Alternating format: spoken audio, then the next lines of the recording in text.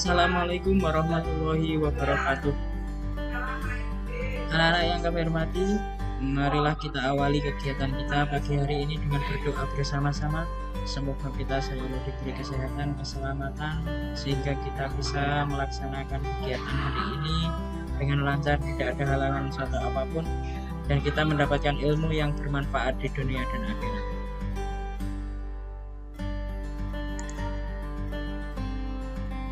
Berdoa dimulai. A'udzu billahi minasyaitonir rajim. Bismillahirrahmanirrahim. Raditu billahi rabba wa bil islami dina wa bi Muhammadin nabiyya wa rasula. Rabbi zidni ilma warzuqni fahma. Amin ya rabbal alamin. Baiklah anak-anak, kita masuki bab yang ke-10, yaitu sholat jamak dan qashar. Apakah kalian sudah pernah mendengar apa itu sholat jamak dan qashar? Oke, belum ya? Marilah kita pahami bersama-sama apa itu sholat jamak dan qashar. Kompetensi dasar yang akan kita pelajari hari ini yaitu memahami ketentuan sholat jamak dan qashar.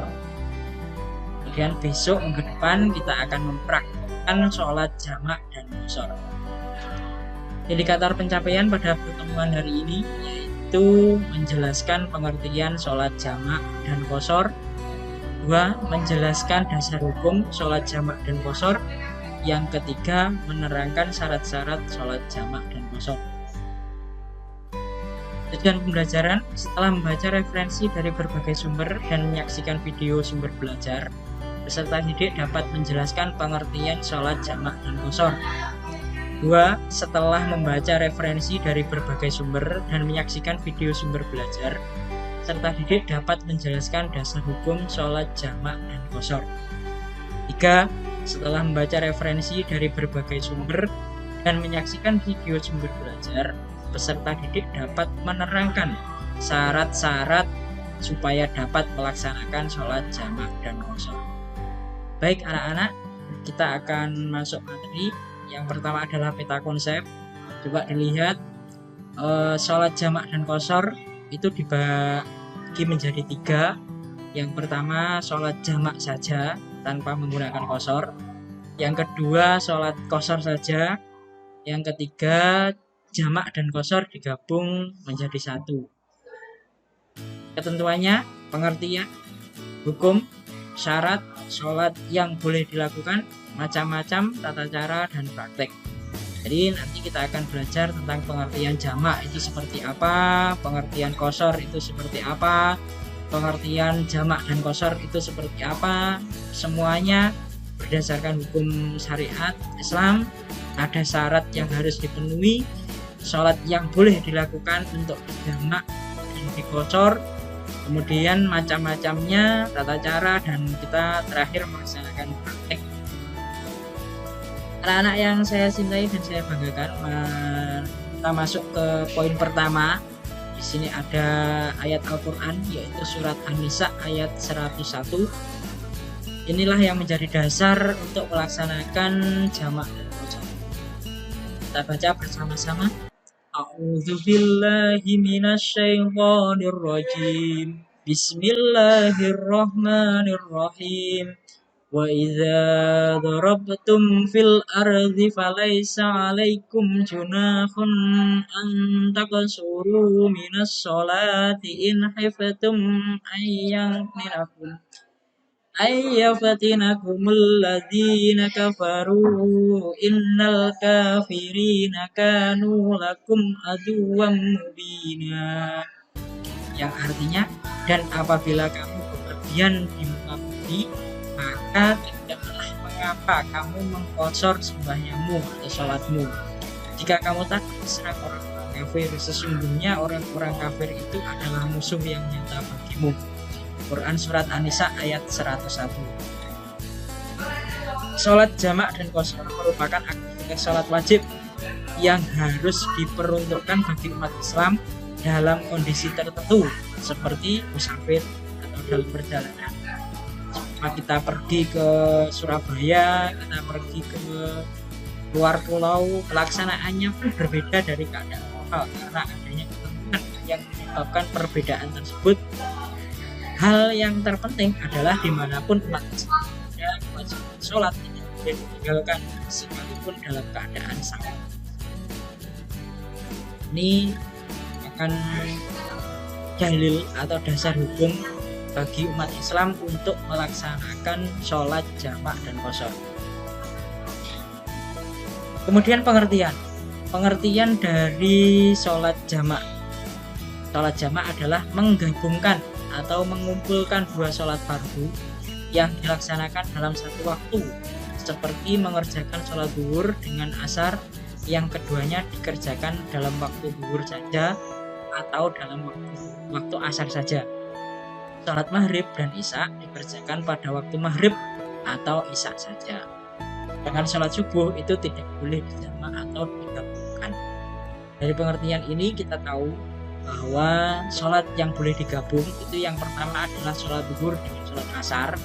Jadi semua sholat subuh dengan sholat zuhur itu tidak boleh. Kemudian sholat asar dengan sholat maghrib juga tidak boleh. Jadi sholat zuhur itu harus dengan sholat asar, sholat maghrib harus dengan sholat isya. Itu syarat gabungnya. Kemudian yang kedua adalah hukum sholat jamak. Hukum mengerjakan sholat jamak adalah mubah atau diperbolehkan, sebagaimana Quran surat An-Nisa tadi, bagi orang-orang yang memenuhi persyaratan. Kemudian sholat yang boleh dijamak. Pasangan sholat yang boleh dijamak adalah zuhur dengan asar dan maghrib dengan isya. Syarat sah sholat jamak yang pertama adalah dalam perjalanan jauh yang jarak tempuhnya kurang lebih 17 km. Sebagian ulama mensyaratkan jarak tempuhnya sampai 80,6 km yang kita bulatkan menjadi 81 km. Kemudian perjalanan itu tidak bertujuan maksiat namun bertujuan baik, seperti untuk silaturahmi, berdagang, rekreasi dan lain-lain. Dalam keadaan ketakutan dan rasa sangat khawatir seperti perang, sakit, hujan lebat, angin topan, maka kita boleh melaksanakan sholat jamak dan qashar. Macam-macam sholat jamak. Yang pertama jamak takdim, yakni menjamak sholat yang dilaksanakan dalam waktu yang pertama. Sholat zuhur dengan asar dikerjakan di waktu zuhur 4 rakaat, kemudian setelah selesai sholat zuhur kita melaksanakan sholat asar 4 rakaat. Itu dinamakan jamak takdim. Sholat maghrib dengan isya dikerjakan di waktu maghrib 3 rakaat sholat maghrib, kemudian setelah selesai langsung mengerjakan sholat isya 4 rakaat. Yang kedua yaitu jamak akhir atau jamak yang dilaksanakan pada waktu sholat yang kedua.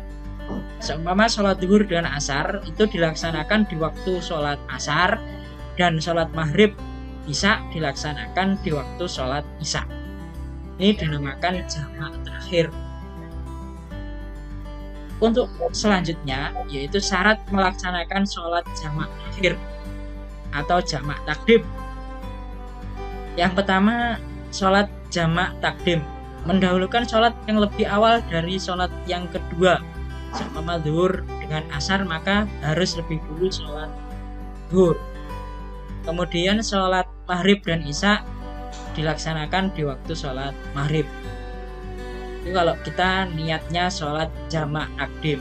Kemudian berniat menjamak sholat dan saat sholat paling tepat adalah pada permulaan sholat pertama. Jadi kalau kita melaksanakan sholat jamak, maka jamak takdim, maka sholat yang pertama harus dilaksanakan lebih dulu. 3. Tidak menyelingi antara dua sholat itu. Maksudnya menyelingi adalah kita melaksanakan zikir, kita melaksanakan sholat sunnah, itu tidak boleh. Jadi setelah selesai kita melaksanakan tahiyat akhir pada sholat yang pertama, harus segera berdiri melaksanakan sholat yang kedua. Kemudian Syarat melaksanakan jamak takdim yang selanjutnya adalah tetap dalam keadaan bersafar atau dalam perjalanan saat mengawali sholat pertama hingga selesai darinya dan mengawali sholat yang kedua. Jadi seumpama kita jamak takdim itu tidak boleh sholatnya diputus atau kita berhenti dulu kemudian langsung melaksanakan sholat yang kedua, tidak boleh. Syarat melaksanakan sholat jamak takhir, berniat menjamak sholat dan saat yang paling tepat untuk itu adalah sebelum berlalunya waktu sholat pertama, jadi harus segera. Kemudian dilaksanakan secara berurutan. Jamak takhir adalah mengakhirkan pelaksanaan sholat pertama di waktu sholat kedua dan dianjurkan baginya untuk melaksanakan kedua sholat tersebut dengan berurutan. Jadi tidak boleh ada jedanya. Tidak menyelingi antara dua sholat itu, yaitu tidak ada selang waktu atau jeda yang lama di antara kedua sholat itu. Misalnya untuk ngobrol, untuk berpikir di waktu yang lama, itu tidak boleh. Kemudian tetap dalam keadaan bersafar dalam perjalanan. Jadi kalau kita melaksanakan sholat jamak takdim maupun takhir itu tidak boleh kalau sudah sampai rumah. Artinya seperti saat mengawali sholat pertama hingga selesai darinya dan mengawali sholat yang kedua. Tidak boleh bermakmum kepada orang yang menetap atau mukim. Jadi seumpama kita dalam masjid kemudian ada orang yang melaksanakan sholat berjamaah, kita tidak boleh berhenti untuk mengikuti sholat jamak dengannya. Artinya kita tidak boleh menjadi makmumnya. Jadi kita harus berdiri sendiri. Perjalanan itu dilakukan bukan untuk maksiat. Kita ada jual beli tapi kita tidak menipu, lah itu sudah boleh. Kemudian mengetahui bahwa ia boleh menjamak sholat. Jadi kita tahu bahwa perjalanan kita lebih dari 81 km itu boleh melaksanakan sholat jamak takdim ataupun takhir. Selanjutnya sholat qashar. Apa itu sholat qashar? Sholat qashar adalah menjalankan sholat fardu dengan cara meringkas dari 4 rakaat menjadi 2 rakaat. Dengan demikian sholat yang boleh diqashar adalah sholat yang jumlahnya adalah 4 rakaat, yakni sholat duhur, sholat asar, dan sholat isya. Sedangkan untuk sholat maghrib dan subuh tidak boleh diqashar. Nah, kita harus bisa membedakan mana sholat yang boleh diqashar ataupun sholat yang tidak boleh diqashar. Hukum sholat qashar yaitu mengerjakan sholat jamak dan qashar adalah mubah bagi orang-orang yang memenuhi persyaratan. Nah, syaratnya apa? Syarat sah sholat qashar yang pertama adalah dalam perjalanan jauh. Perjalanan itu bertujuan baik, tidak untuk bermaksiat. Perjalanan itu dilakukan menuju ke suatu tempat tertentu. Orang yang berjalan tanpa tujuan sekalipun jarak yang ditempuhnya jauh tidak dibenarkan mengqashar sholat. Jadi saat kita bepergian itu ada tujuannya. Kemudian dalam keadaan ketakutan, perang, sakit, hujan lebat, angin topan, dan bencana alam, ini boleh mengqashar sholat. Selama kita berada di pengungsian, sulit mendapatkan air, maka kita boleh melaksanakan sholat qashar. Diniatkan qashar sholat di dalam hati. Kemudian sholat yang diqashar itu harus sholat yang rakaatnya berjumlah 4 dan bukan sholat qadha. Jadi kalau sholat qadha itu tidak boleh diqashar. Untuk yang putri maka diperhatikan kalau kita lagi berhalangan dengan bulan, qadhanya sholat tidak boleh diqashar, dipendekkan tidak boleh. Tidak boleh bermakmum kepada orang yang menetap, sama seperti sholat jamak. Seumpama kita datang ke masjid, kemudian ada orang yang melaksanakan jamaah dan kita berniat mengqashar sholat, maka kita tidak boleh makmum dengannya. Kemudian mengetahui bahwa ia boleh mengqashar sholat. Demikian untuk penjelasan pengertian dan syarat dari jamak dan qashar. Untuk minggu depan kita akan belajar tentang sholat jamak dan qashar serta niatnya. Silakan dipelajari di rumah apa yang akan dipelajari minggu depan. Jangan lupa dikerjakan tugasnya. Sudah saya share di WA group melalui Google Form.